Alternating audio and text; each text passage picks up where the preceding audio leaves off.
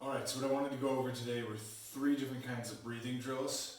Breathing, as I've said before, is a huge pillar in all of our training, from core stability, postural control, mental state, rib thoracic mobility, and so on.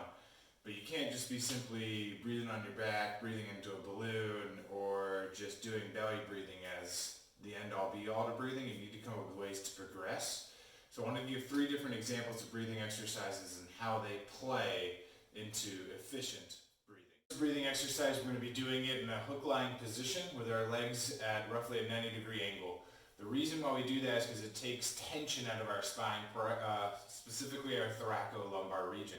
If we're in that 90-90 position, the tension's out of our spine, makes it easier to breathe diaphragmatically or breathe through our belly. But what we're going to do here, you're going to be on your back. You're going to squeeze something between your knees, which will create pelvic stability. You're going to gently lunge your arms towards the ceiling, which will help set the rib cage. So then when you're breathing, you're not breathing into a flared rib. So you're thinking about digging your heels, squeezing a pillow, reaching with your arms. Now I've got my thoracic block over my pelvic block, and I can work on belly breathing.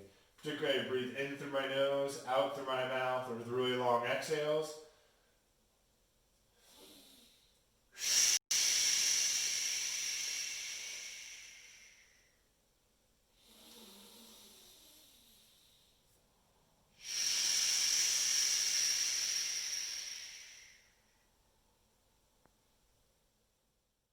Breathing drill that we're going to do works on like three-dimensional strain of your diaphragm. So diaphragm muscle kind of goes along the inferior border of your rib cage, connects to your thoracolumbar junction. Our lungs are offset. The diaphragm thus has to be able to work in all three planes of motion. So breathing is a great way to do that, but actually controlling the airflow into different quadrants of the belly creates a great three-dimensional loading into the diaphragm. So we're going to be on our back. I'm going to lift up my shirt here just so you can see it. But the idea is you're going to inhale into your belly, and then as you inhale, you're going to hold the breath. And I often cue working on diagonal. So to start, I'm going to go superior left to inferior right.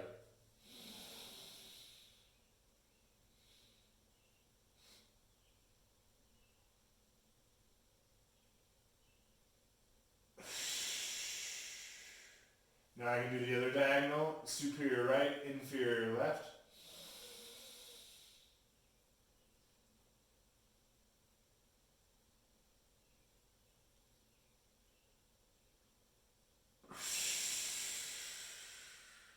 And you can see I'm not the greatest at it. The tendency when you struggle is to almost twist your spine, but the idea is that you're transitioning that airflow from one region of your body to the next. So as you get better, you can hold the breath for longer, work on different planes of motion, and ideally get better excursion of that air back. Three-dimensional loading of your diaphragm.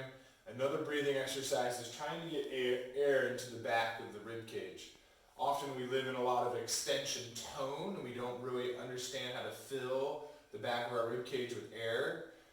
Again, breathing is three-dimensional, so we got to be able to breathe back here, breathe through the sides, breathe through the front, where often we get fixated on the front. Going into a quadruped position, our hands and knees, and allowing the spine to round will promote then easier access into the posterior rib cage. So I'm going to be on my hands and knees. I'm going to go into mass flexion, chin tucked, pelvic tuck, back rounded, tall spine. I'm going to breathe in through my nose. I'm going to breathe out through my mouth. But again, when I inhale, I'm thinking about inhaling in the back of my ribs. When I exhale, I'm thinking about height. So here we go, rounded.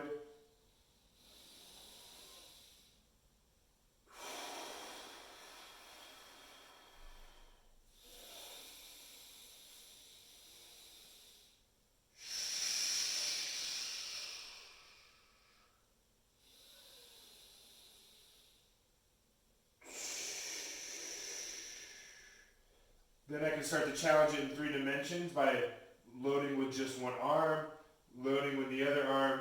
Again, really emphasizing getting air